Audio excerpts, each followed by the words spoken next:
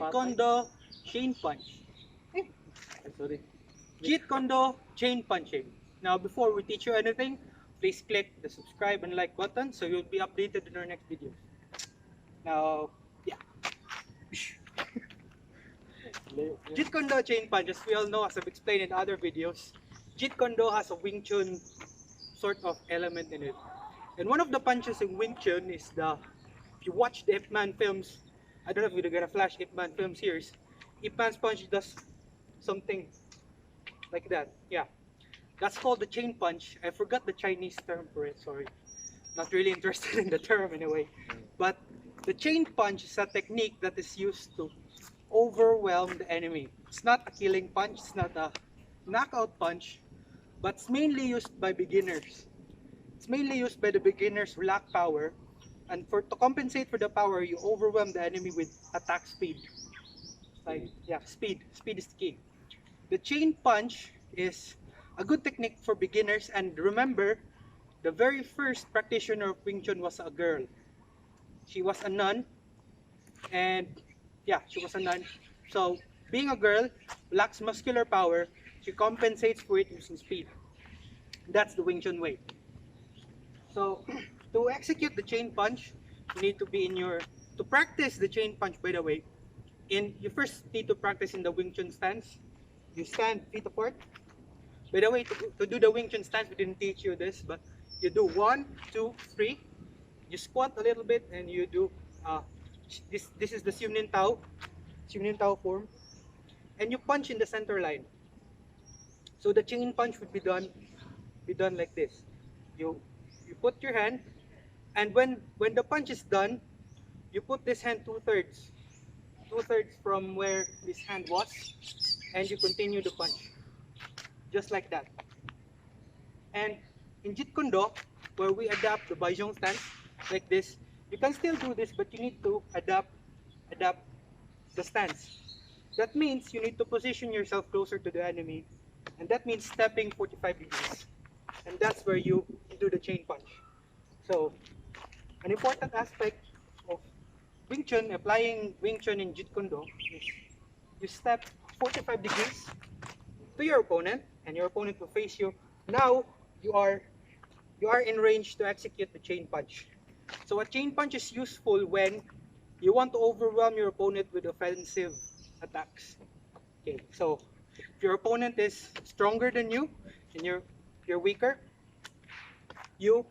for example, you will execute a chain punch in the chin or the solar plexus. And when your opponent is down, you execute it in the ground. It can be done like that. So now the chain punch. Chain punch, speed. At first, you can practice slow. Jeet Kune Do stance. When you're blasting or chain punching, it's important not to lean forward. You lean back for structure. Not really leaning back like that. Just in your center line. You're in your center line, and you're not leaning forward. You're not leaning back. Just enough so you can blast. Just enough.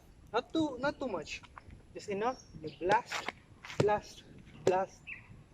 Practice like that, and that's when you can increase the speed of your chain punches. So the practical application of the chain punch, by the way. So we already covered the chain punch. How do I apply it in combat? Okay, apply the chain punching in combat.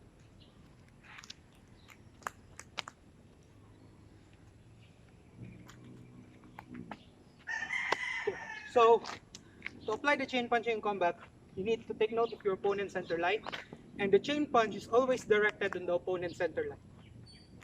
See, Angelo's gonna come at me, Angelo. I'm gonna trap,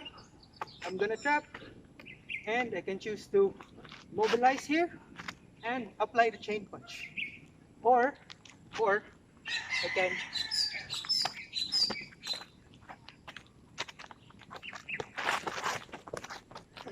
it's used to overwhelm your opponent with instead of being the aggressive you concentrate on the center line, so the chain punch becomes your defense. So I'm doing a chain punch and you punch my center line.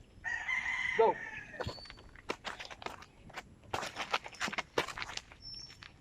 Now the chain punch becomes my defense. So you're doing the chain punch like this, and when he attacks, ow!